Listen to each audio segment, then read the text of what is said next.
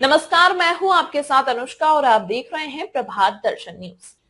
प्रियंका गांधी की प्रयागराज रैली में भारी भीड़, कांग्रेस में नई ऊर्जा।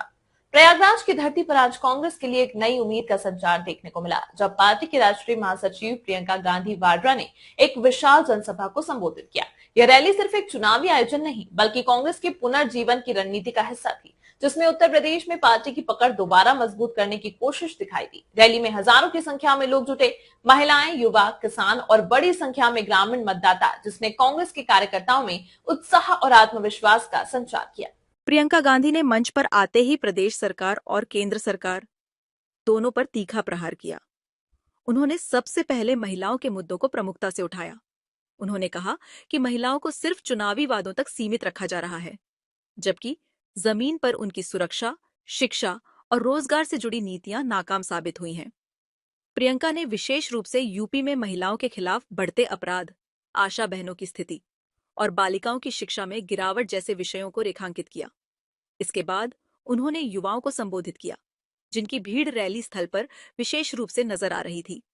उन्होंने कहा कि सरकार बड़ी बड़ी योजनाओं का प्रचार करती है, लेकिन जमीनी सच्चाई ये है कि बेरोजगारी चरम पर है।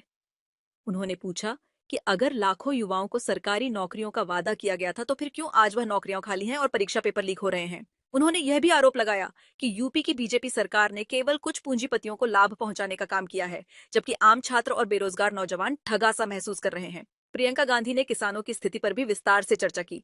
उन्होंने बताया कि किसान कर्ज में डूबे हुए हैं, फसल का वाजिब दाम नहीं मिल रहा और न्यूनतम समर्थन मूल्य एमएसपी पर सिर्फ खोखले वादे हो रहे हैं।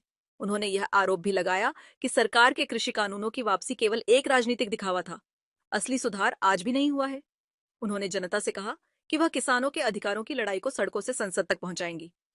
रैली में उन्होंने कांग्रेस की आगामी रणनीति का खुलासा भी किया। उन्होंने कहा कि कांग्रेस अब हर जिले में जन संवाद अभियान चलाएगी, जिसमें पार्टी कार्यकर्ता घर घर जाकर लोगों से जुड़ेंगे, उनकी समस्याएं सुनेंगे और कांग्रेस का जन घोषणा पत्र तैयार करेंगे।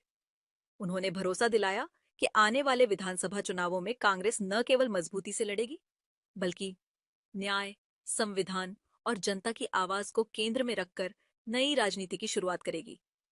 प्रियंका ने यह भी स्पष्ट संकेत दिया कि कांग्रेस अब बैकफुट पर नहीं रहेगी। उन्होंने कार्यकर्ताओं से अपील की कि वे सिर्फ सोशल मीडिया की लड़ाई नहीं, जमीन पर जनसंपर्क की रणनीति अपनाएं। उन्होंने कहा, अगर आप सच्चाई के साथ खड़े हैं तो डरने की जरूरत नहीं है। जनता को केवल ईमानदारी चाहिए और कांग्रेस अब उस ईमानदारी के साथ मैदान में उतरेगी। रैली का दृश्य भी कांग्रेस के लिए मनोबल बढ़ाने वाला था। पूरे मैदान में कांग्रेस के झंडे लहरा रहे थे। पारंपरिक परिधान में आई महिलाएं प्रियंका गांधी के भाषण को ध्यान से सुन रही थीं और हर मुद्दे पर तालियों से जवाब दे रही थीं।